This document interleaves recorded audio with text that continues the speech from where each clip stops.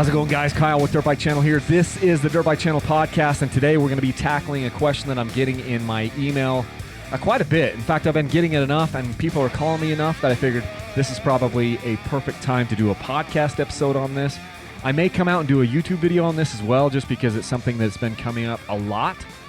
And the question is, Kyle, should I buy a 2019 or a 2020 KTM?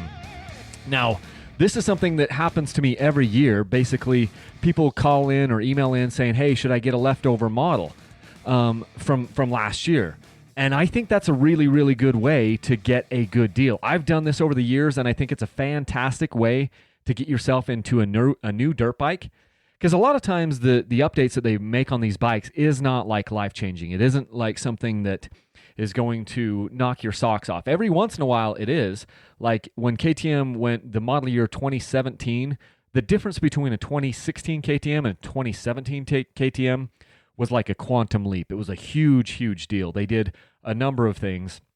They counterbalanced the motors. They updated the frame. They gave the thing new forks. I mean, it was a totally redesigned bike in the two-strokes anyway.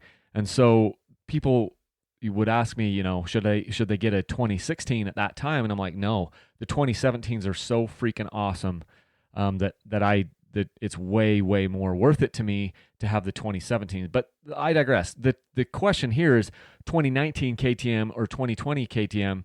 And it's kind of a complex answer because you've got a couple different models, and the models are kind of doing different things. Like the XC line, I'm just going to talk about the off-road lineup, like the XC line, the XCW line. I'm not going to talk about the SX bikes. I'm not going to talk about the four-strokes. This is specifically going to be the two-stroke. Should I buy a 2019 or 2020 KTM two-stroke off-road or cross-country bike?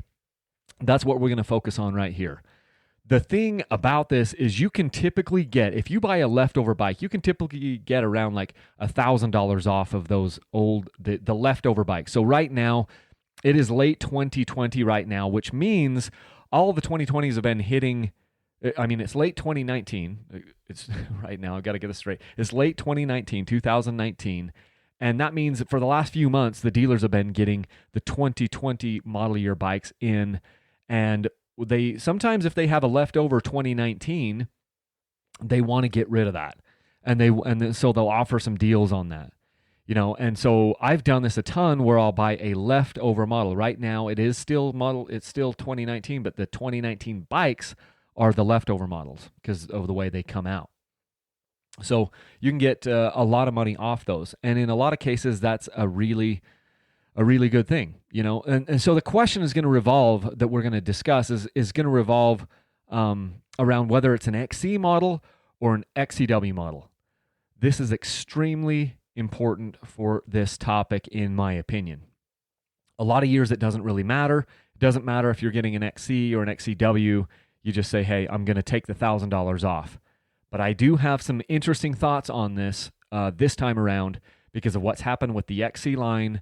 And then quietly, what's happened with the XCW line? Because I think that the updates that happened to the XC line, they got kind of all the press and all the run, especially for me so far. But now there are some things that I want to talk about the XCW line. And I'm going to start with the XC line. I have no idea how long this podcast will be. It might be one of the shorter podcasts because this is a pretty narrow topic here. But I want to start with the XC line.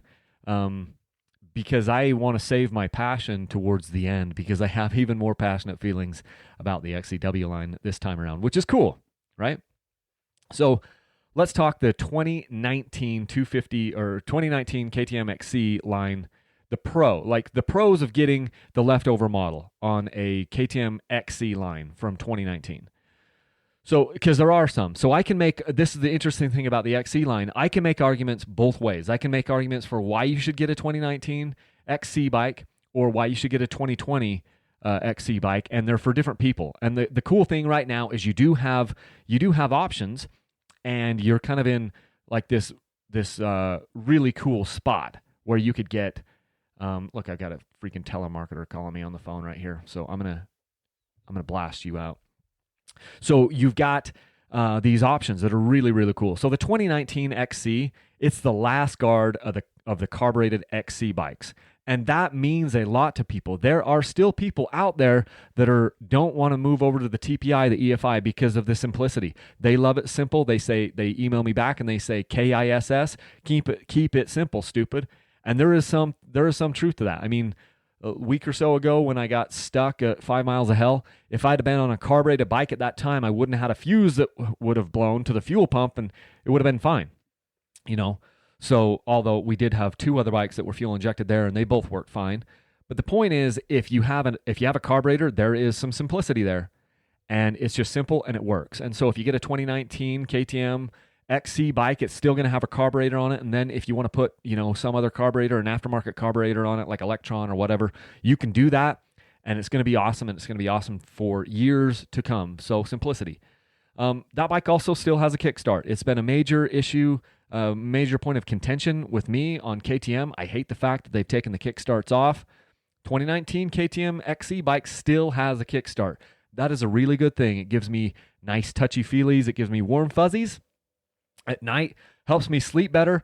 Although I keep saying this, there are times that the kickstart has saved me, and then there are other times when the kickstart didn't save me. Like last week at 5 miles of hell, I was on a 2019 250 or 300 XCW with a kickstart. It didn't matter because it wouldn't start because of a fuse. So, another pro about getting a 2019 XC bike is the frame in 2020 didn't really get any major updates. The older 19 bike is pretty much the same thing as the newer 2020 bike. It's basically the same in most ways as far as the frame and the geometry and all that stuff. The 19 to 20, there wasn't really a lot of change that went in there. There were some changes to the valving and the forks, which I'll get into later, but it's not like a life changer. And I would say, if you can save anywhere from $500 to $700 to $1,200, I would go that route. I'd get a 2019, 250 XC. They're pretty awesome, or 300 XC. They're very awesome. So I can certainly make some recommendations there and say the 19 is good, very good, especially if you can save some money. So, and money is important. That means that you didn't spend quite so much. They're knocking the price down. That means that when you go to resell the bike, you don't have so much of a delta, like a gap between what you paid and what it's worth now. And so that's a good thing. And I mentioned it before. It's a good way to get a new bike is to buy a leftover model. It's a brand new model from last year. Okay, here are the reasons why you might want to get a 2020 KTM XC. These are the pro reasons for the 2020. First off is the bike has EFI. It's the first time that the XC line got EFI, and it's now 3 model years into the TPI system. So you had 2018, you had 2019, and now 2020. And I do think that they've gotten better each year. There's been little idiosyncrasies with the 2018s and the 2019s. The 2019 is the one that I have struggled with the most. It's also the one I've kept the longest, so there could be something there. But I kind of struggled with it right from the beginning, just a little bit on the 2019. So, but the 2020 TPI bikes that I have, I own 2 of them, and I've got other buddies that have them. They've been like awesome. It's much improved from what I can tell over the 2019 TPI system. So, and then there's a ton of you guys out there that don't want to play with jetting, So it's funny because for every guy out there that says, I don't want to go to the carbureted, or I don't want to get off carburetors, and I'm kicking and screaming coming to EFI, for every one of those guys, I think there's 2 guys that are saying, I'm finally getting back into the 2-stroke game because now it's finally fuel injected and I don't have to worry about jetting. You guys may not believe that, but I don't have like scientific data to back that up, but I'm just telling you that that's the experience that I'm having here when people are talking to me and coming, on social media or whatever, or hitting me up on email or calling me. They're saying, hey, look, I've been out of dirt bikes for 15 years and I'm finally now jumping back in because of the fact that the 2-strokes are fuel injected now. So I know that KTM is picking up customers because of that. They may be losing some. Maybe some people are going over to Beta or Sherco or whatever because of that. But I'm telling you, there's also a ton of people that are coming into this sport and buying a KTM specifically because of the EFI. So get a 2020 KTM 250 or 300 XC because it's an awesome fuel injection system. The bikes start better in 2020 than they did in 2019 and 2018. I mean, they just do. And there are some things that you can do, maybe like idle screw mod adjustments and things to make them even start any better. I haven't done that yet because my 2020s are starting very good. They also adjust to altitude better. They've got that ambient air pressure sensor. And if your dealer has actually started the bike up correctly and done the correct wake-up things, and you can go down to the dealer too and get updated maps on your bike. They can reflash the ECU and give you some updated maps that are working better and better and better, which I think is really cool. And if you got a good dealer, they probably won't charge you very much for that, if they charge you anything at all. I think the 2020 TPI bikes are running a little bit smoother overall, from what I can tell. I love the little changes that they've made to the fork in valving. It feels more planted. It feels more plush. And I love the way it feels. And keep in mind, you guys need to be running a little bit lower pressure.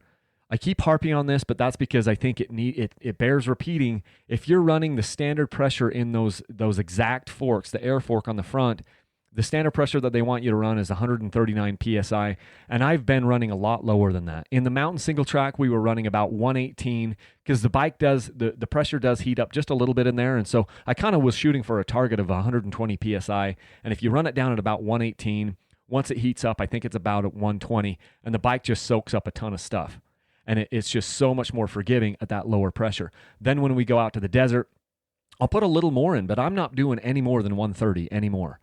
It doesn't matter how fast we're going. I'm just running lower pressures in that fork, and so that's a really good reason to get the 2020 XC line, is because the changes in the forks are great. It feels more planted. They're smoother running than they've ever been. They adjust to altitude better. The bikes start better, and they have the TPI system in 2020 has gotten better and better. So I can make those two arguments for the XC line. You can get 2019, you can save some money. You're not really giving up a lot. You've got the carburetor still on the 2019. It's simple. It's got the kickstart. Frame didn't get a ton of updates, and you can save some money. So those are the reasons why you would want to go with 2019. 2020, we just covered that. Now, here's what I really want to get into. The XCW. So, as you guys know, the 2012 KTM 300 XCW is the reason why we're having this conversation right now. That bike changed my life. Getting on the right bike, the right tool for the job, changed my life forever. So, and I loved it. And then I got a 2014 XCW, and I thought that was amazing. And then in 2015, I decided I'm going to try the XC line. And from that point on, I've kind of been off the XCWs. I've still had them and I've tested them, but I just gel better with the gearing on the XC line, and I gel better with the suspension on the XC line. But a lot of that is changing right now.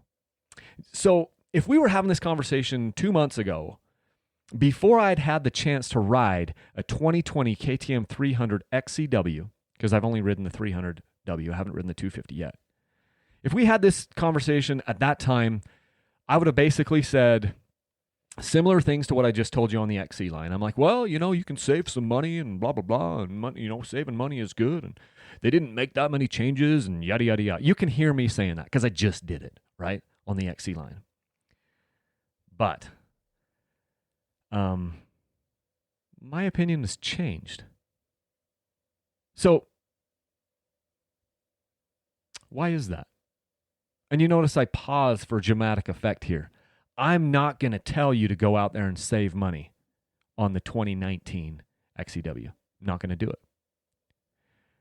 The 2020 KTM 300 XCW is so much better than my 2019 that I don't even want to own it anymore.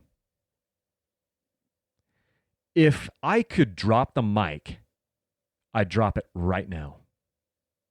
Let me say that one more time. The experience that I have so far on the 2020 KTM 300 XCW is so much better than my 2019 KTM 300 XCW, and both of them are TPIs, that I don't want to own my 2019 anymore. That doesn't happen very often. It happened once to me in 2017 when they changed a bunch of stuff, like I mentioned at the beginning of this podcast. It made my 2016 and 2015s feel obsolete. And I'm not saying that the 2020 KTM 300 XCW makes my 2019 feel obsolete, but it does make me want to not own it very much longer. Like, here's the thing. They did a new frame. And this year, the XCW got a new frame. Now, people are telling me it's the same frame as the XC. I don't think it is. Because some of the welds and some of the things, Tyler and I were talking about this. Some of the things, like your Tyler was trying to swap over his what do they call them? Like the shin guards. It's not the shin guard. It's the guard that goes down, the frame guard that protects your frame from your boots rubbing on it. Tyler had his 2019 300XC, and he tried to take those Acerbi's frame guards off the 2019 XC bike and put it on the 2020 XCW bike, and it wouldn't fit. It was close, but wouldn't fit. So the frame isn't exactly like an XC frame. And obviously the W has the PDS in the back. But the point is, it's not the exact same frame as the XC line, but it is freaking amazing.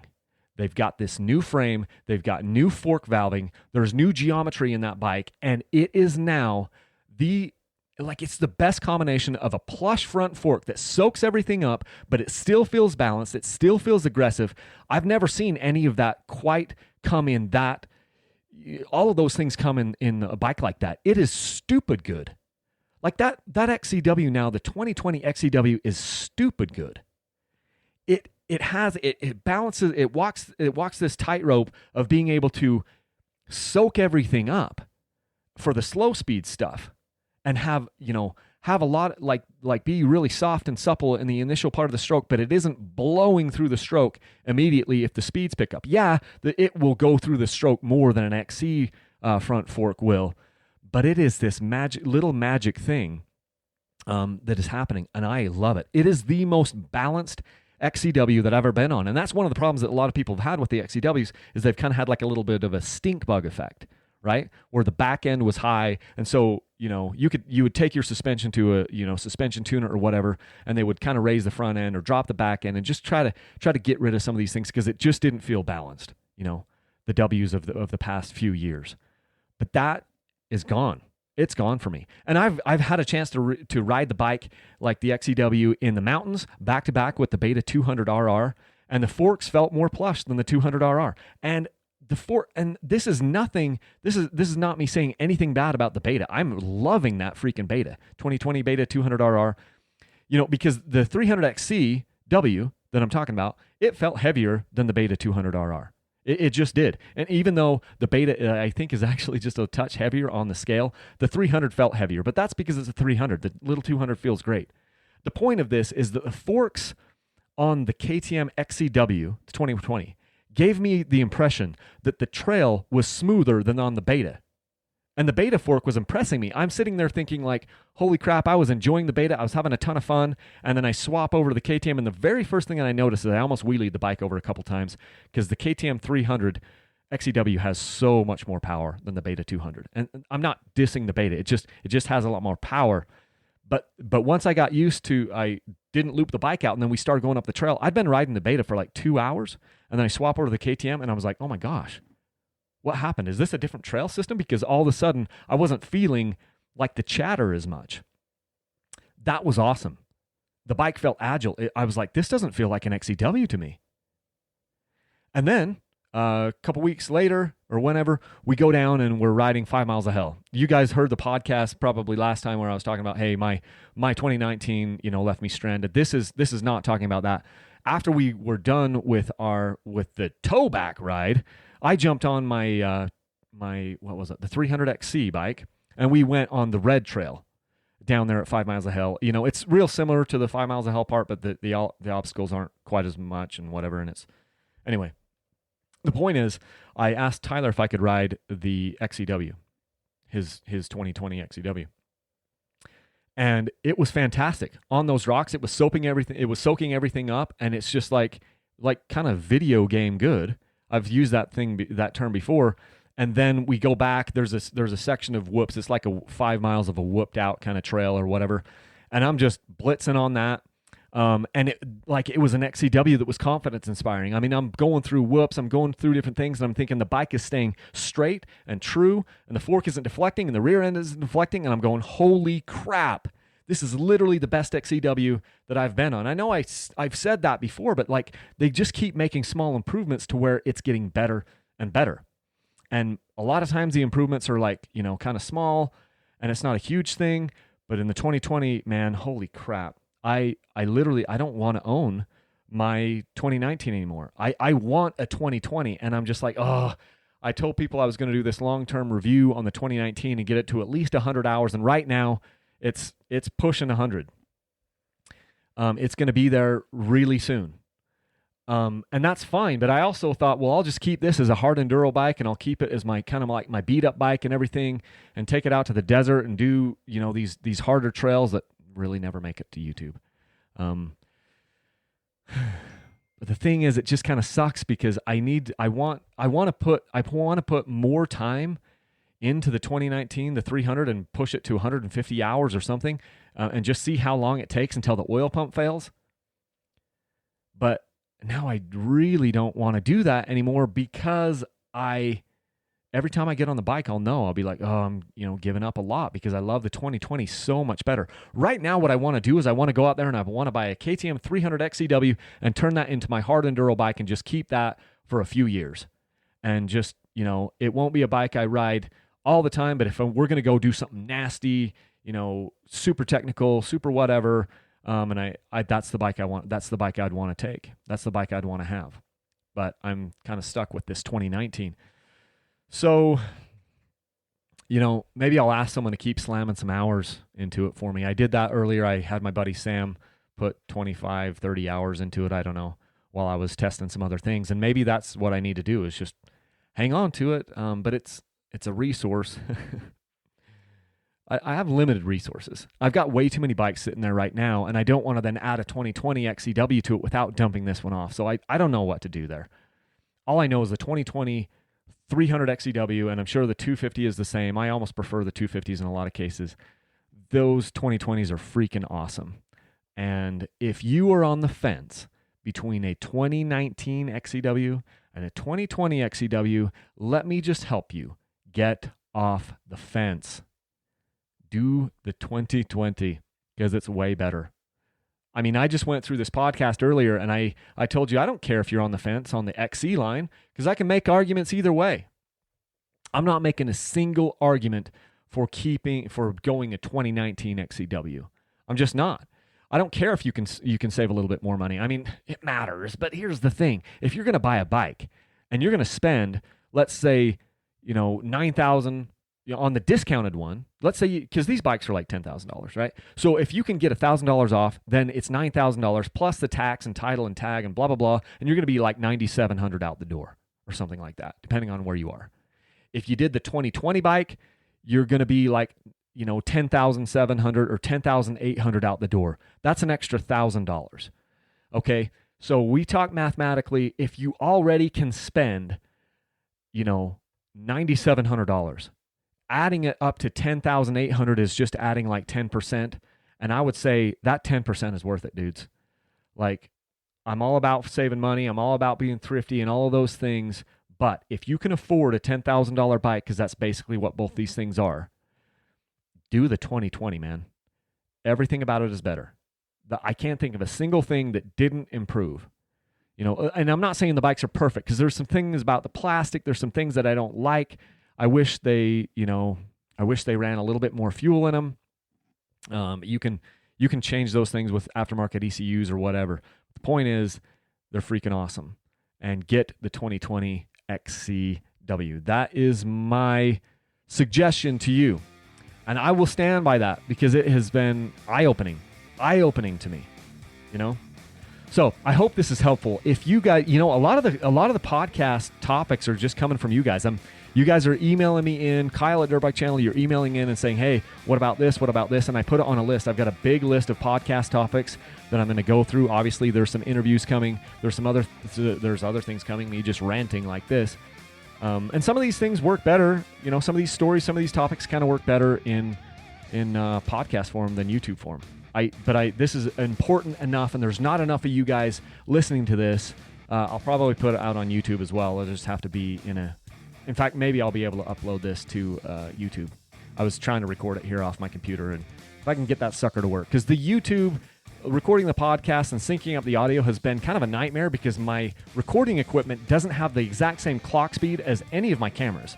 I've tried it on all my cameras, and so what happens is I have a hard time getting the audio to sync. I can have the audio synced up at the beginning or the end, but it drifts as it goes. So then I have to figure out how to change this like in Final Cut Pro, and I've got it okay, so I can kind of match them up a little bit better.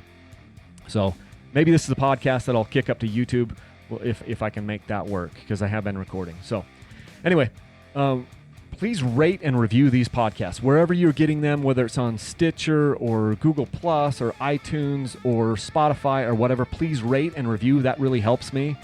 If you want to support my family, you can go to Patreon. I've got dirt bike sweepstakes going on every once in a while. I will still have the dirt bike sweepstakes going on right now.